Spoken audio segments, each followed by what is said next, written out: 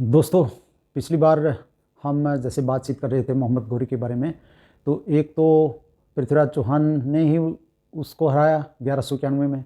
उससे पहले 1178 में नाई की देवी ने हराया।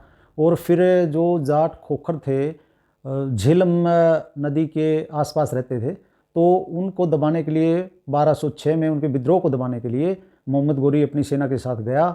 और जब वो रात में शिविर में शाम को अपनी नमाज अदा कर रहा था, तो उस वक्त खोखरों ने उसके शिविर में घुसकर उसकी हत्या कर दी। तो दोस्तों, हमारे जो पूर्वज थे वो लगातार रेजिस्ट करते रहे, लगातार संघर्ष करते रहे। अगर यूनाइटेड नेशंस के अनुसार दुनिया की जो 41 सिविलाइजेशंस थी, उनमें से एकमात्र जो सिविलाइजेशन बची है वो भारत ही है। तो उस सिविलाइजेशन को बचाने में हमारे उन पूर्वजों का बहुत भारी योगदान है, जो लगातार इस सभ्यता और संस्कृति की रक्षा के लिए अपनी कुर्बानियाँ देते रहे, लगातार रेजिस्ट करते रहे। अब हम जिस तरह रीराइटिंग ऑफ इंडियन हिस्ट्री में, तो इस तरह के जो वाक़ये हैं, इस तरह की जो घटनाएं हैं, वो भी जो नया सिलेबस आएगा उसमें ज़रूर वो शामिल होनी चाहिए। अब जितनी बातें हम कर रहे हैं उसमें कितनी शामिल होंगी और कितनी बचेंगी ये तो नहीं कह सकते, लेकिन जो सच्चाई है, सच्चाई को बताना हमारा काम है। और जो भी हमारे भाई जो स्टूडेंट्स हैं, जो यूपीएससी की, एसएससी की तैयारी कर रहे हैं, तो वो वर्तमान सिलेबस और जो रीराइटिंग में होना है जो आने वाले समय में, तो उसमें अपने विवेक के अनुसार ही अपने क्वेश्चन तैयार करें, उनके जवाब तैयार करें। क्योंकि जो वर्तमान है वो तो सच्चाई है ही है, वही सिलेबस है तो सच्चाई है। और जो वाकई सच्ची बातें हैं उसको जानने के बाद उनको उस विषय के बारे में एक क्लैरिटी जो आएगी, उससे ऐसा लगता है कि उनके जो जवाब होंगे वो ज़्यादा स्टिक होंगे, ज़्यादा सही होंगे। तो आगे हम बात करें जो अकबर द ग्रेट जो पढ़ाते हैं, अकबर महान, तो उस पर भी कांटा लगेगा। क्योंकि अकबर ने 1567-68 में चित्तौड़गढ़ पर हमला किया था और वहाँ के जो निर्दोष औरतें थी, बच्चे थे, उनको मारने का, उनके कत्लेआम का आदेश दिया था कि जब तक मैं अपनी तलवार म्यान के अंदर ना रखूं तब तक इनका कत्लेआम जारी रखा जाए। तो उसमें लगभग 30-40 हज़ार निर्दोष बच्चों का, महिलाओं का और पुरुषों का कत्लेआम किया गया था। दूसरा, जब अकबर ने दीन इलाही की स्थापना की, दीन इलाही एक अलग से एक रिलीजन वो शुरू करना चाहते थे, तो उसका जो सबसे पवित्र स्थान वो बनाना चाहते थे, वो बनाना चाहते थे प्रयाग को, जिसका नाम उन्होंने ही इलाहाबाद रखा था। तो वो सेंट्रल एशिया से जैसे आए थे, उज़्बेकिस्तान से, वहाँ भी किसी जगह का नाम रख सकते थे। तो हिंदुओं का इतना पवित्र स्थान प्रयागराज, जो कि सदियों से चला रहा है, उसका नाम बदलकर वो उस तरह के उसमें शामिल करना चाहते थे अपने रिलीजन में। वैसे तो वो रिलीजन जो उनका था उसी के प्रति ज़्यादा समर्पित थे, अपने मुस्लिम धर्म के प्रति ही। क्योंकि उनकी जो हिंदू बेगमें थी, उनको त्यौहार आदि मनाने की तो छूट थी, लेकिन उनके जो अंतिम संस्कार किए गए वो किसी के भी हिंदू रीति रिवाज से नहीं किए गए। दूसरा, जो जहांगीर की पत्नी थी मानबाई, उसका पुत्र, जो छोटा पुत्र था खुसरो, जो कि बाद में शाहजहां बना, तो अकबर ने बचपन में ही उसको उसकी माँ से अलग कर दिया था, ताकि उसका मुस्लिम रीति रिवाजों के अनुसार लालन पालन कर सके। तो इस तरह की कई ऐसी घटनाएं हैं जो कि उसे महान तो बहुत दूर की बात है, जो है एक आम शासक की तरह ही जो है उसको मानना चाहिए। ये बात ठीक है कि वो दूसरे जो क्रूर शासक थे, औरंगजेब जैसे, उनसे कई मामलों में उदार था, लेकिन फिर भी महान की उपाधि नहीं दी जा सकती। तो ये भी हटने वाला है आने वाले समय में। और आगे हम देखते हैं कि जैसे औरंगज़ेब की ये जो बात करते हैं सिलेबस में, कि वो टोकरियां बनाता था, टोकरियों के बेचने से जो पैसे मिलते थे उन पैसों से ही अपना गुजारा करता था, उन्हीं की रोटी खाता था। तो वो एक धर्मनिष्ठ मुसलमान था। तो अपने रिलीजन के लिए तो चाहे कुछ भी हो, लेकिन जो उसने एक धर्मांधता फैलाई, जजिया कर लगाया और कितने ही हिंदुओं का उसने कत्लेआम कराया। तो एक मोटे अनुमान के अनुसार ऐसा माना जाता है कि उसने कोई लाखों की बजाय कह सकते हैं कि करोड़ों की संख्या में ही जो है हिंदुओं का नरसंहार करवाया। क्योंकि ये माना जाता है कि जब से ये आक्रमणकारी आए मुस्लिम इन्वेडर्स, और गोवन जो गोवा में जो लोग आए पुर्तगाली, और उन्होंने भी बहुत अत्याचार किए हैं हिंदुओं पे, तो कोई 8 करोड़ हिंदू कहते हैं कि मारे गए हैं इनके हाथों, इतना बड़ा नरसंहार हुआ है। तो उसमें औरंगज़ेब का भी बहुत बड़ा जो है एक भूमिका थी इस तरह के नरसंहार में। तो इससे पहले अगर हम बात करें जैसे रज़िया सुल्तान की, तो हम भी जैसे सिलेबस में पढ़ते थे कि वो जब उसका पिता इल्तुतमिश उसको महारानी यानी सुल्तान बनाना चाहता था, और वो इस तरह की वसीयत उसके नाम कर गया था। लेकिन उसके भाई को, जो मौलाना थे उन्होंने, और जो उस तरह के दरबारी लोग थे, उन्होंने उसके भाई को बना दिया। तो वो लाल कपड़े पहनकर जनता के बीच में गई। तो हम इस चक्कर में रहते थे कि वो जनता कौन थी, क्योंकि उस वक्त मुसलमान तो बहुत कम थे और हिंदू बड़ी संख्या में थे, तो हिंदुओं के बीच में गई। तो वो इस तरह की बातें गोल मोल करके पढ़ाते हैं। वो अपने ही उनके जो कुछ मुसलमान थे, जितने प्रतिशत भी थे मुसलमान, उन्हीं के बीच में गई। वो उन्हीं को जनता बोलते थे। मतलब एक तरह से इस तरह पढ़ाते हैं जैसे वो पूरे देश को रिप्रेजेंट करते हों।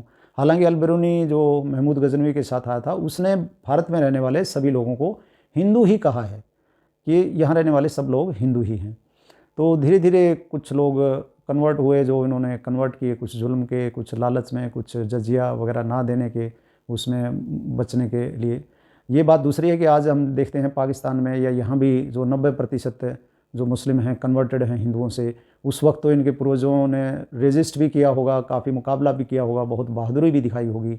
लेकिन बाद के जो बीच के इनके पूर्वज रहे होंगे, जिन्होंने डर के मारे या किसी और कारण से या लालच के मारे धर्म परिवर्तन कर लिया होगा, और अब ये एक तरह से, क्योंकि कन्वर्जन के बाद एक गुलाम इस तरह के लोग बन जाते हैं, तो अब उन्हीं पूर्वजों का, जो इनके पूर्वज थे जिन्होंने इतना संघर्ष किया होगा, आज उन्हीं को ये जो है बिल्कुल निकृष्ट दर्जे के वो लोग उनको मानते हैं, अपने पूर्वजों को ही, और उनसे ही नफ़रत करते हैं, उनके रीति रिवाजों से, उनके रहन सहन से, उनकी सिविलाइजेशन से। क्योंकि नए इसमें इस तरह के रिलीजन में कन्वर्जन के बाद यही कुछ सिखाया जाता है। तो आगे अगर हम बात करें तो संविधान में जो सेकुलर और सोशलिस्ट शब्द बाद में इंदिरा जी ने जो जोड़े थे, इंदिरा गांधी ने, एक संविधान संशोधन के द्वारा, तो रीराइटिंग ऑफ इंडियन हिस्ट्री में इस तरह की भी बातें आ सकती हैं कि जो सेकुलर शब्द है ये क्रिश्चियंस का शब्द है, ये हमारे देश हिंदुओं के लिए ये शब्द उपयुक्त नहीं है, क्योंकि मूल संविधान में सेकुलर और सोशलिस्ट जैसे शब्द नहीं थे। जो क्रिश्चियंस कंट्रीज़ थे, जिस तरह रोम के आसपास इटली और ये आपके जर्मनी और साथ में फ्रांस और इस तरह के जो आसपास के इलाके थे, तो वहाँ पोप के बीच में और जो बाकी राज्य होते थे, क्योंकि छोटे छोटे देश होते थे, वहाँ जर्मनी के कई टुकड़े थे, इटली के कई टुकड़े थे, तो इनके छोटे छोटे टुकड़े होते थे। कुछ नेपोलियन ने किए और कुछ जो इनको कंसोलिडेट किया, कुछ बाद के राजाओं ने किए। जैसे इटली में मैजनी और दूसरे जो देशभक्तों ने उनको कंसोलिडेट किया। तो जो पोप के बीच में, राजा के बीच में युद्ध चलता था, एक तरह से खींचातानी, लड़ाई, सारे काम होते थे। वो राजा कई बारी पोप के जो रोम में निवास स्थान है या जो उसकी गद्दी थी वहाँ पे हमले करते थे। कभी पोप अपनी जो है चलाने की कोशिश करता था एक तरह से राज्य को। तो वहाँ इस तरह का कॉन्सेप्ट इनका जो है इन्होंने बनाया ये सेकुलर के नाम पे। बाकी हमारे देश में तो क्योंकि ऋषि मुनि होते थे, राजाओं को हमेशा सलाह देते थे, राजा उनकी सलाह भी मानते थे, उनका सम्मान भी करते थे, और वो कभी जो है राजा के जो राज्य की कार्य प्रणाली है, जो पॉलिटिक्स है, उसमें वो कभी दखलंदाजी नहीं करते थे। राजा भी उनका बहुत सम्मान करते थे। बाद में भी जो विद्वान लोग रहे बाद के राजाओं के काल में, वो भी लगातार उनका सम्मान ही करते रहे राजा, और उन्होंने भी कभी राजा को जो है कोई ऐसी बात नहीं कही जिससे प्रजा का अहित हो। वो हमेशा प्रजा हित की बात करते थे। तो ये इस तरह के शब्दों का चलन जो है आने वाले समय में ख़त्म हो सकता है। और इसके साथ साथ और भी बहुत कुछ हम बातें देखते हैं, जैसे जहांगीर की जो तुझ के जहांगीरी है, उसमें इस तरह का सिलेबस में पढ़ाते हैं कि उसमें लिखा हुआ है कि कश्मीर में क्या क्या मिलता है और नमक हिंदुस्तान से आता है। इनका उद्देश्य इस तरह की बातें सिलेबस में डालने का, नमक हिंदुस्तान से आता है, ये ताकि कश्मीर को हिंदुस्तान से अलग दिखाया जा सके। ये इस तरह का इन लोगों का एक तरह का षड्यंत्र होता है। और जहाँ तक लेफ्टिस्ट की बात है, एक 1940 में धर्माधिकारी रिपोर्ट एक इनकी आई थी, जिसमें ये कहा था कि भारत के 17 टुकड़े करने हैं। आज़ादी से पहले की बात है ये, और उस रिपोर्ट को आज तक इन्होंने डिनाई नहीं किया है कि अब हम नहीं मानते हैं। और तो और जब 1962 में चीन के साथ युद्ध हुआ तो इनके एक नेता थे वीएस अच्युतानंदन, उन्होंने भारतीय फौजी जो घायल हुए थे, जो जख्मी हुए थे, उनके लिए एक रक्तदान कैंप लगा था, तो इन्होंने उनको पार्टी से सस्पेंड कर दिया था, क्योंकि ये तो चीन के साथ थे। तो इस तरह का ये सिलेबस में जो इनका एक गठजोड़ जो है दूसरे जिहादी लोग और बाकी लोगों के साथ, तो ये उस तरह के ही मकसद पूरे करने में इस सिलेबस में लगे रहे, जबकि सच्चाई कुछ और ही रही हमेशा। और बाद के काल में भी हम लगातार, जैसे कांग्रेस की स्थापना के बारे में देखते हैं, एओ ह्यूम ने जो की थी, तो उसमें मकसद उनका, जैसे कि हम पढ़ते भी हैं, कि वो एक सेफ्टी वाल्व की तरह उसका उपयोग करना था। हालांकि बाद में बहुत अच्छे अच्छे नेता भी इसमें आए, लाल बाल पाल जैसे नेता आए, जो कि एकदम स्वराज्य की मांग करते थे। और जो क्रांतिकारी थे वो उनका तो अपना एक चलता ही रहा, एक पैरेलल में। जैसे गदर पार्टी हुई, आज जो खालिस्तान आंदोलन या खालिस्तान की जो बात करते हैं, तो ये कनाडा के गुरुद्वारा में ये अंग्रेज़ों की ही शरारत थी ये, क्योंकि जो गदर पार्टी का जितना आंदोलन था कनाडा और अमेरिका जैसे देशों में, वो गुरुद्वारों से ही चलता था। तो अंग्रेज़ों ने कुछ ऐसे सिखों को तैयार किया जो कि गदर पार्टी के जो लोग थे, जो क्रांतिकारी थे, उनके विरुद्ध खड़ा करने के लिए। और जो गदरी बाबे थे, उन्होंने ऐसे कई रेडिकल जो सिख जिनको तैयार कर रहे थे, आने वाले समय में यही लोग खालिस्तानी का इन्होंने रूप लिया है, तो उन पे उन्होंने भारत तक आकर हमले किए। वो इतने समर्पित, इतने डेडिकेटेड लोग थे जो गदरी बाबे थे सिख, वो उन्होंने बहुत संघर्ष किया, बहुत आगे तक वो जो जितना कर सकते थे उतना किया, और गुरुद्वारों पे इनका कब्जा उस वक्त नहीं होने दिया। और गदर पार्टी के अंतिम जो हम कह सकते हैं कि शहीद उधम सिंह 1940 तक गदर पार्टी ने अपने जो है योगदान देते रहे। तो ये जो लगातार है, और इसमें एक मैकोलिफ इनका ICS था, जिसने कि काहन सिंह नाभा के साथ मिलकर और सिख हिंदू नहीं है इस तरह का नैरेटिव चलाया, इस तरह की एक किताब लिखवाई। और बाद में जो है भाई वीर सिंह जैसे लोगों ने हिंदू धर्म की जो आई हुई बातें थी, बहुत कुछ सिख धर्म में, जैसा कि आपने देखा ही है, जितने महान संत हुए हैं हिंदू धर्म के, उन सब की बहुतों की वाणी उसमें श्री गुरु ग्रंथ साहब में शामिल है। तो उन्होंने उनको धीरे धीरे जो है कम करना शुरू किया, और बाद में SGPC का आंदोलन खड़ा करवाया।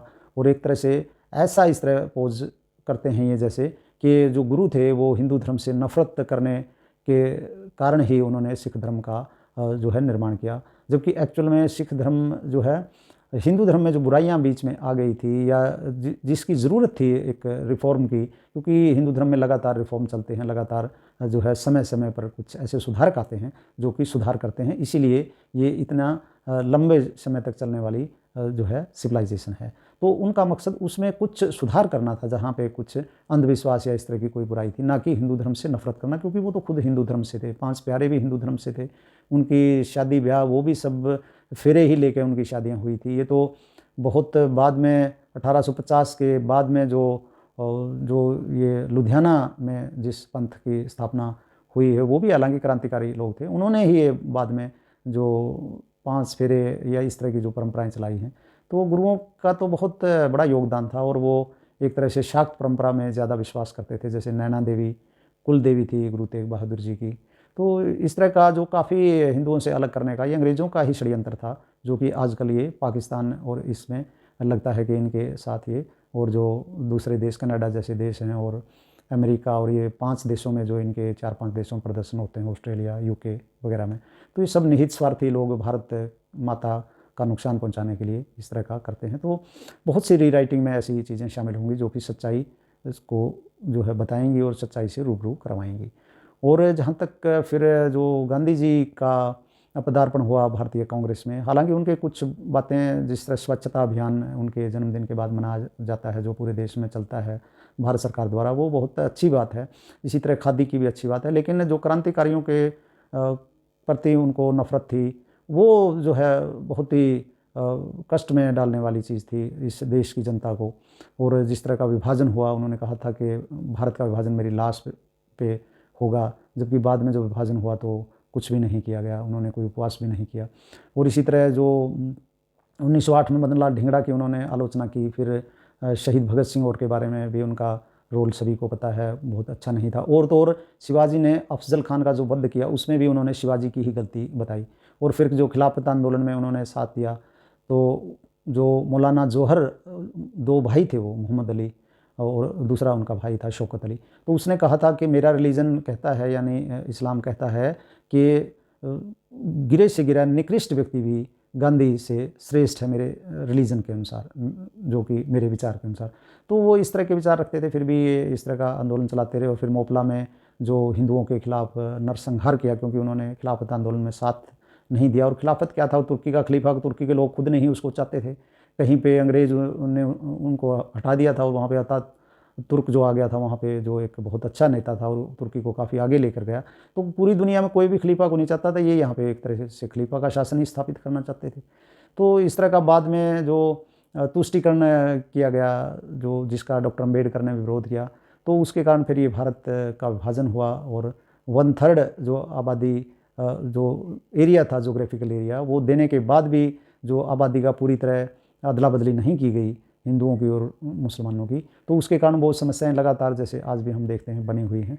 तो इस तरह का जो सिलेबस में काफ़ी कुछ परिवर्तन हो सकता है, काफ़ी कुछ चीज़ें आ सकती हैं। ये तो नहीं कह सकते कि कितना कुछ बदलाव होगा, लेकिन बहुत सी ऐसी बातें जो हैं, वो जो सच्चाई है वो जो है पब्लिक के सामने काफ़ी कुछ आने की संभावना है। इसी तरह गांधी जी की मृत्यु के बाद जो ब्राह्मणों का नरसंहार कांग्रेसियों द्वारा किया गया महाराष्ट्र में, वो भी चीज़ें हाईलाइट हो सकती हैं, क्योंकि वो तो निर्दोष लोग थे बेचारे, उनका क्या कसूर था। तो इसके अलावा जो नेहरू को प्रधानमंत्री गांधी जी ने बनवाया, तो उसमें भी इस तरह की बातें किन स्थितियों में वो बने, क्योंकि उनके पास तो एक वोट भी नहीं था। कांग्रेस के जितने राज्य थे, उनकी जो कार्य समितियाँ थी, उसमें लगभग सभी वोट सरदार पटेल के पक्ष में थे। फिर भी इन्होंने, गांधी जी ने वीटो पावर का इस्तेमाल करके नेहरू को बनवा दिया। तो उसके पीछे और भी कारण बताते हैं कुछ, जो ब्रह्मचर्य के प्रयोग करते थे। लोकनायक जयप्रकाश नारायण की पत्नी प्रभावती भी थी, जिसमें ब्रह्मचर्य के प्रयोग जो है एक इनके चाचा की पोती भी थी, तो उनके साथ ये जिस तरह वस्त्रहीन होकर सोते थे और कहते थे मैं अपना ब्रह्मचर्य का टेस्ट कर रहा हूँ, तो कहते हैं उसमें सरदार पटेल ने उनको बहुत झिड़का था कि आपके इस तरह के कामों के कारण, गांधी जी के इस तरह के कार्यों के कारण हम बहुत शर्मिंदा महसूस करते हैं पब्लिक के बीच में, जबकि नेहरू ने उनका समर्थन किया था। तो शायद ये इस तरह की बातें भी करते हैं कि शायद ऐसी बातों के लिए ही जो है नेहरू जी को इन्होंने समर्थन करने के कारण जो है प्रधानमंत्री का पद जो है दिया। और वो बाद में ही नेता बने, पहले तो क्योंकि वही बात है कि कोई वोट भी नहीं था, एक भी वोट नहीं था।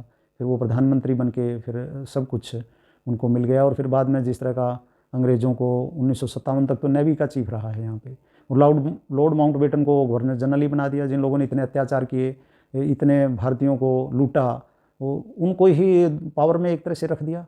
तो ये एक, जिन क्रांतिकारियों की दुर्दशा के बारे में सभी को पता है कैसी दुर्दशा हुई है। चंद्रशेखर आज़ाद का परिवार हो या बटुकेश्वर दत्त का परिवार हो, उनको आज़ादी के बाद जो सम्मान, जो स्थान मिलना चाहिए था, उसकी बजाय जो है जो लूटने खसोटने वाले लोग थे वही सब जगह सत्ता में काबिज हो गए। और दूसरे देश, दक्षिण कोरिया जैसे देशों ने कितनी तरक्की कर ली, और भारत कहाँ अब पहुँचा इतनी सालों के बाद भी। तो ये सारी बातें, बहुत बातें जो है आने वाले सिलेबस में आ सकती हैं। तो दोस्तों आज बस इतनी ही बात करेंगे, नहीं तो ये वीडियो काफ़ी लंबा हो जाएगा। तो अगली बार तक के लिए बहुत बहुत धन्यवाद।